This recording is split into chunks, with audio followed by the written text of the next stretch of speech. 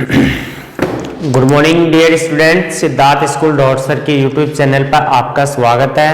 हम बात कर रहे थे कक्षा 10 के साइंस के बारे में और हमने कल बात की थी भाई जो अपना फर्स्ट लेसन यानी फूड एंड ह्यूमन हेल्थ के बारे में, और हमने बात की थी कि जो प्रोटीन कुपोषण होता है अर्थात प्रोटीन की कमी से हमारे शरीर में किस प्रकार के विकार उत्पन्न होते हैं उनके बारे में चर्चा की थी।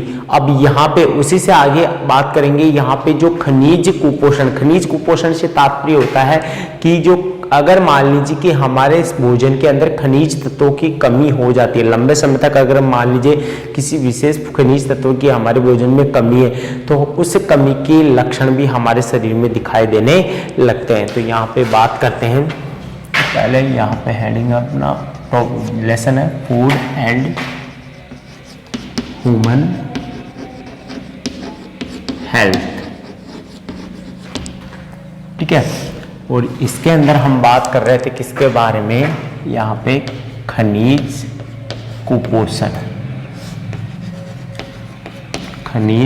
कुपोषण के बारे में यहाँ पे चर्चा करते हैं, ठीक है ना।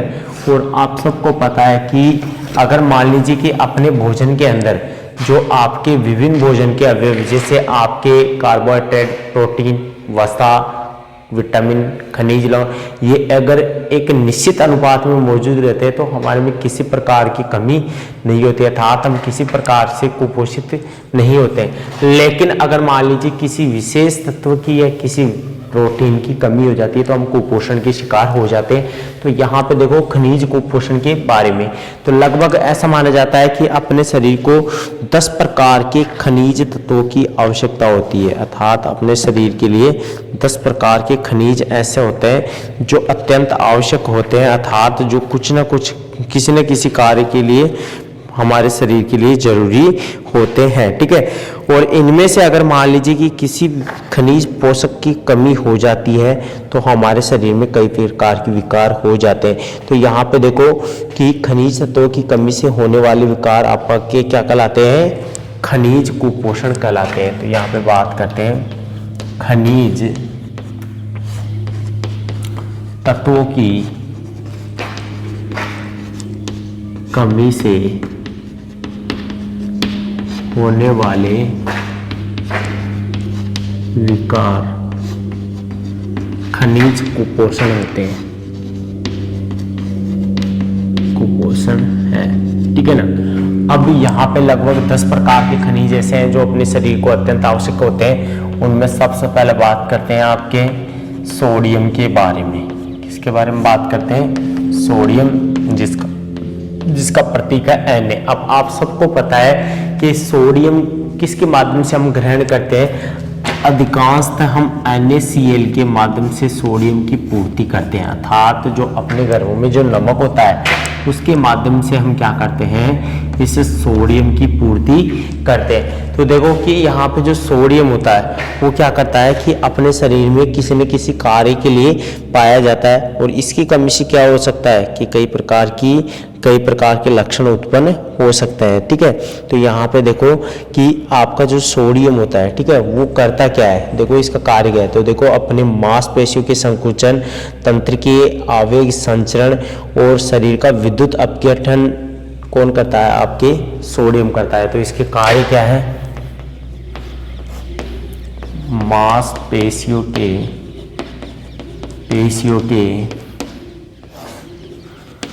संकुचन,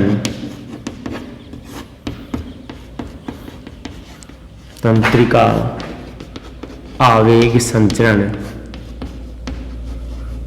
इसके अलावा और क्या करेगा आपके, इसके अतिरिक्त करता है ये कार्य शरीर का विद्युत अपघटन।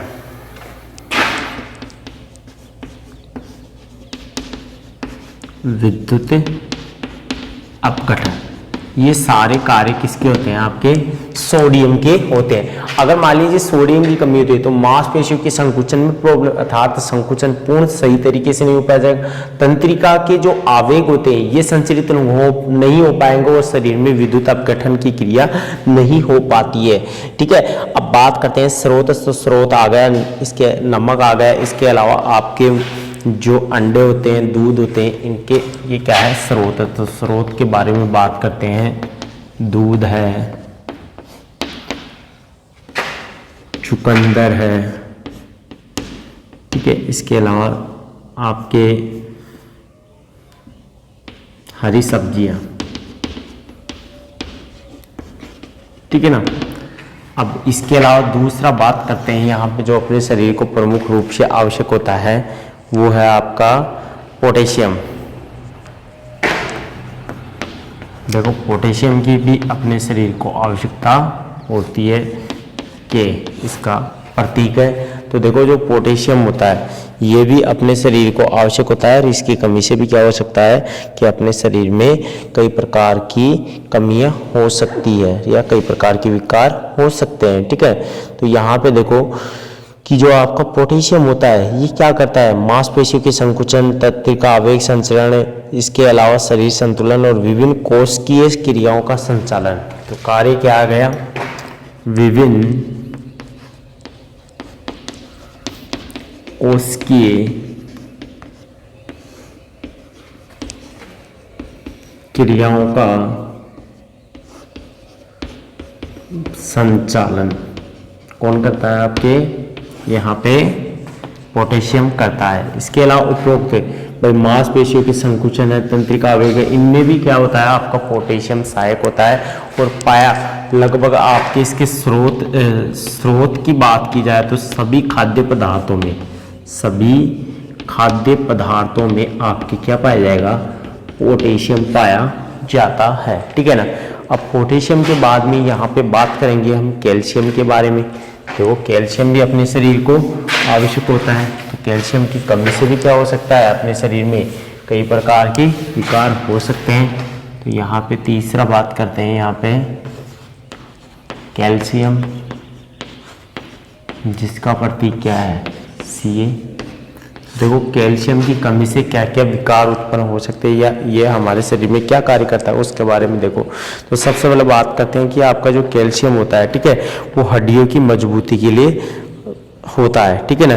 तो यहाँ पे हड्डियां एवं दांतों की मजबूती प्रदान करना, कार्य हड्डियों तथा दांतों की मजबूती प्रदान करना। पहली चीज तो है कि हड्डियों से संबंधित है आपके कैल्शियम, ठीक है ना। तो अपने हड्डियों और दांतों की मजबूती कौन प्रदान करता है, आपके कैल्शियम करता है। इसके अलावा अगर मान लीजिए कि इसकी कमी हो जाती है तो हड्डियां कैसी हो जाएगी, कमजोर व भंगुर प्रकृति की हो जाती है। तो कमी के कारण क्या हो सकता है, देखो इसकी कमी के कारण हड्डियां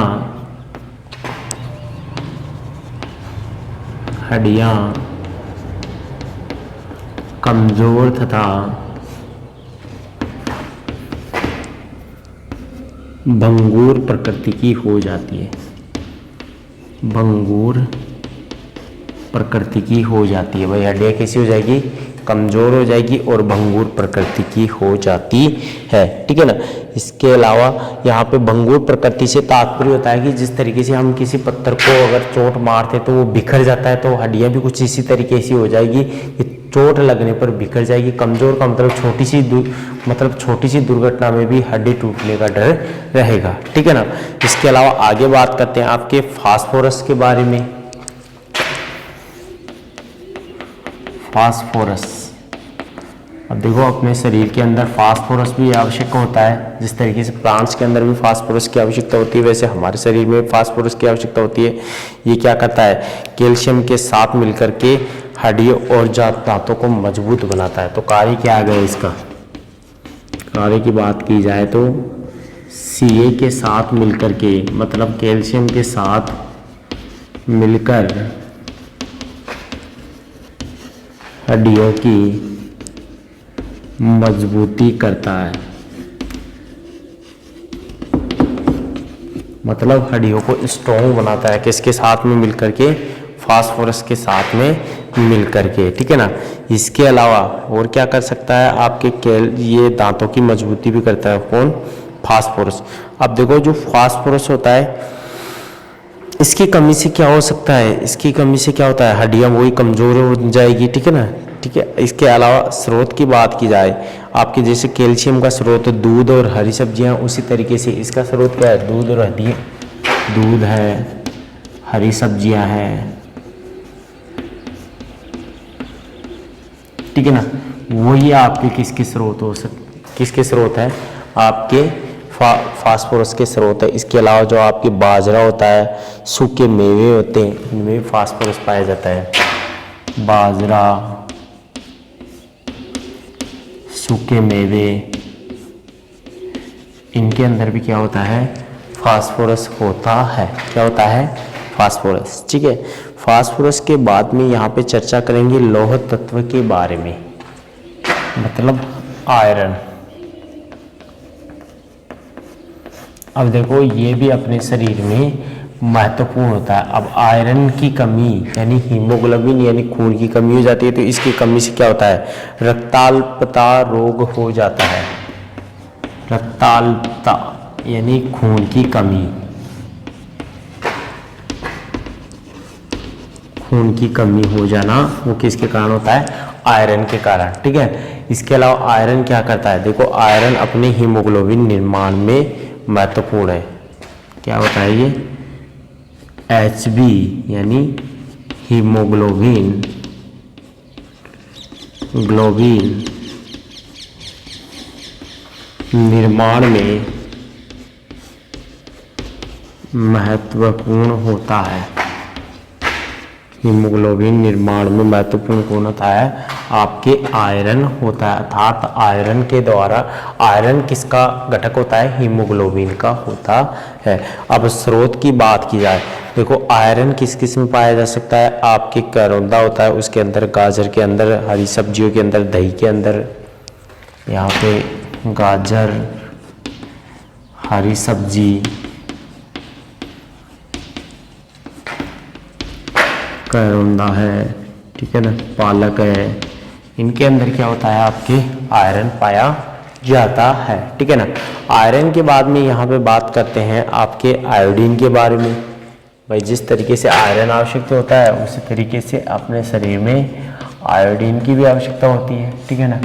अब आप सबको पता है कि आयोडीन हमें नमक के द्वारा प्राप्त होता है। इसके अलावा और भी कई प्रकार के स्रोत है, जैसे समुद्री भोजन होता है, पत्तेदार सब्जियां होती है। देखो स्रोत की बात कर लेते हैं पहले। इसके जो स्रोत है वो क्या क्या है, नमक है, जो समुद्री भोजन, जो समुद्र से प्राप्त होने वाला जो भोजन होता है उसमें भी आयोडीन होता है।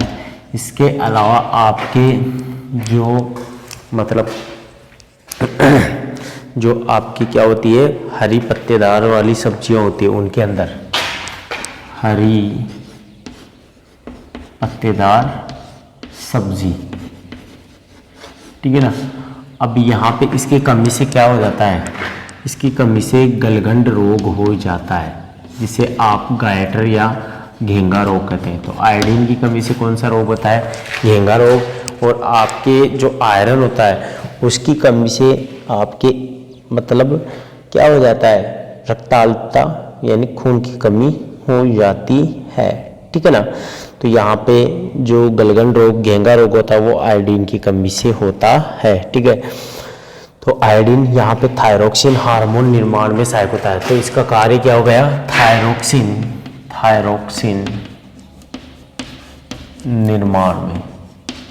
ठीक है। इस तरीके से आपके ये क्या होते हैं, कुछ महत्वपूर्ण आपके क्या है, खनिज तत्व, उनके स्रोत, उनके कार्य और उनकी कमी से होने वाले रोग है। ठीक है। तो यहाँ पर आपको यही बात याद रखनी है कि ये अपने शरीर में इनकी निश्चित मात्रा होना भी जरूरी है।